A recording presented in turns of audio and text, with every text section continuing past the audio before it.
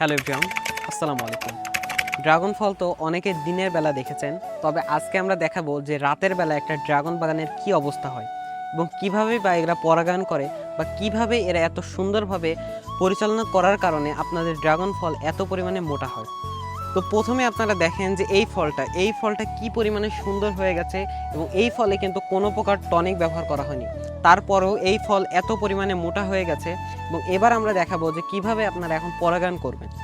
তো ড্রাগন ফুলের বিশেষত্ব হচ্ছে যে এখানে আপনারা দেখতে পাচ্ছেন এটা হচ্ছে স্ত্রী গর্ভদণ্ড এবং এখানে আমাদের যে এখানে পুংকেশরগুলো রয়েছে এইগুলো এখানে যদি আমরা স্পর্শ করিয়ে দিই তাহলে আমাদের পরাগায়ন সম্পন্ন হবে। এই জন্য আপনারা এই যে স্ত্রী দণ্ডটি রয়েছে এটা আপনারা খুব আলতোভাবে ধরবেন এবং এখানে যে পুংকেশরগুলো রয়েছে তার সাথে একটুভাবে যদি আলতোভাবে আপনারা ঘুরিয়ে দেন তাহলে আপনাদের পরাগায়ন সম্পন্ন হবে। এবং আপনারা যদি একটু লক্ষ্য করেন দেখতে পারবেন যে চায়না পদ্ধতির সাহায্যে এখানে বিভিন্ন ধরনের এলইডি লাইট ব্যবহার করা হচ্ছে, যার ফলে বাগানের দিনের দৈর্ঘ্য বৃদ্ধি পাচ্ছে, ফলে ড্রাগন ফলে বা গাছে প্রচুর পরিমাণে ফল ধরছে এবং সেই সাথে গাছে প্রচুর পরিমাণে ফুল আসছে, যার ফলে এই পদ্ধতির সাহায্যে আমরা চাইলে শীতকালেও ফল ধরাইতে পারবো।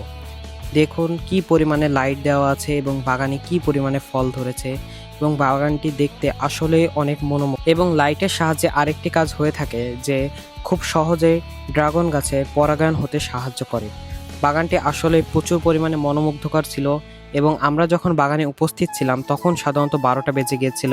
এবং আপনারা যে ফলগুলো লক্ষ্য করছেন এগুলো এত পরিমাণে মোটা, অনেকে হয়তোবা বলবে যে এটা হয়তোবা টনিক ব্যবহার করা হয়েছে। আসলে সত্য কথা বলতে গেলে বাগানের যে মালিক রয়েছে তিনি আমাদের বলল যে এটা সম্পূর্ণরূপে টনিক মুক্ত, কারণ তিনি বলল যে এই বাগানে আমরা প্রচুর পরিমাণে পুষ্টি সমৃদ্ধ খাবার ব্যবহার করছি, যার ফলে আমাদের ফলগুলো প্রচুর পরিমাণে মোটা হচ্ছে এবং সেই সাথে আমাদের লাইট ব্যবহার করা এবং খুব ভালোভাবে পরাগায়ন হচ্ছে, সেই জন্য আমাদের প্রচুর পরিমাণে ভালো হচ্ছে। এবং তিনি তার বাগানে এক প্রকার নেট ব্যবহার করেছে, যার ফলে পাখিরা তার কোনো ফল যাতে না খেতে পারে। বর্তমান কৃষকদের একটা সমস্যা হচ্ছে যে পাখি বা বিভিন্ন কীটপতঙ্গ তাদের ফল ফুল খেয়ে নিচ্ছে, সেজন্য তারা চাইলে এইভাবেই নেট ব্যবহার করতে পারে।